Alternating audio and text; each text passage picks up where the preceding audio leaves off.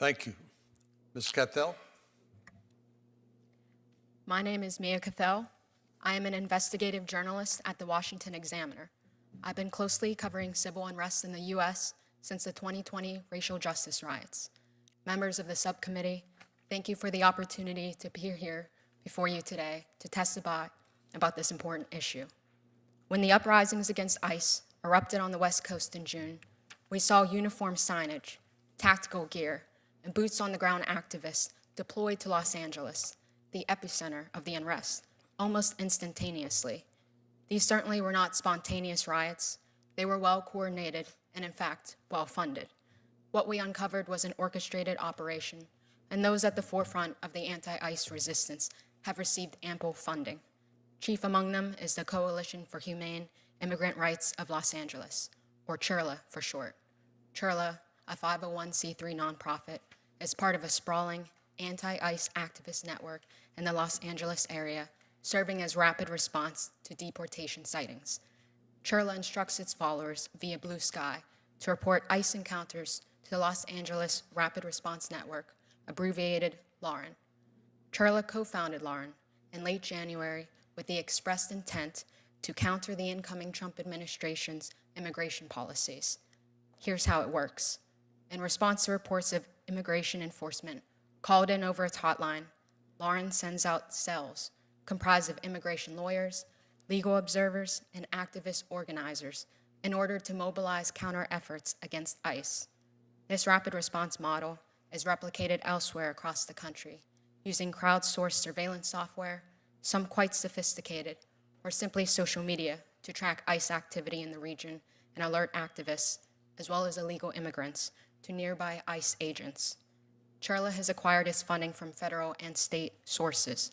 According to CHIRLA's tax filing from fiscal 2023, the group reported receiving about $34 million in government grants. In its capacity as a legal services provider, CHIRLA helps illegal immigrants, including those convicted of crimes, avoid deportation. Grant records show that Homeland Security, the very agency CHIRLA is protesting, has awarded the anti-deportation group several six-figure grants since 2014 as part of an immigration aid program that financially supports organizations actively working to remove barriers to naturalization. CHIRLA has also received generous taxpayer funding from the state of California. In 2023, the state's Department of Social Services awarded CHIRLA about $3 million for an initiative providing free legal services to immigrants, such as application assistance in cases seeking immigration remedies, that is, deportation relief. In 2022, CHIRLA received $1.37 million from California's Social Services Department, specifically to provide pro bono defense services in removal proceedings. CHIRLA's deportation team, nicknamed Warriors for Justice, was bankrolled by the Los Angeles Justice Fund, a public-private partnership between liberal grant-making foundations, the City of Los Angeles, and Los Angeles County. These grantees formed a removal defense pipeline in the county. Another far-left agitator group fomenting anti-ICE unrest is the foreign-funded Party for Socialism and Liberation, whose chapters mass mobilize their forces in major U.S. cities, many of them so-called sanctuaries or safe havens welcoming illegal immigration. At the time of the Los Angeles riots, PSL activated its followers from all corners of the country to take to the streets, rise up in solidarity, stage parallel protests, and force ICE out of LA, a rallying cry that has since been repurposed for cities targeted by federal immigration authorities.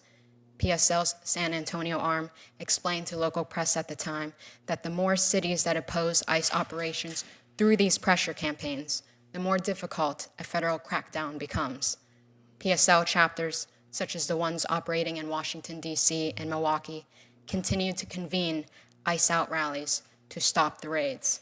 Most recently, PSL led an emergency march in Charlotte, where activists were seen waving Mexican flags to drive out Border Patrol and, quote, defeat the deportation machine. PSL Charlotte began circulating call to action material days before Border Patrol made landfall in North Carolina.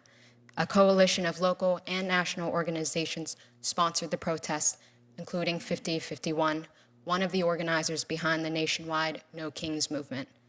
Left unchecked, these powerful actors work in tandem to advance agendas harmful to the safety and security of the nation.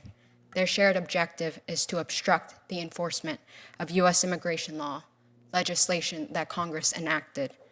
Simply put, the men and women of ICE are law enforcement officers tasked with carrying out their congressionally mandated duties. They are under increasing threat of targeted attacks and hostile demonstrations that often devolve into violent clashes. At this rate, I fear more political violence is to come unless federal officers take further steps to protect our federal officers. Thank you.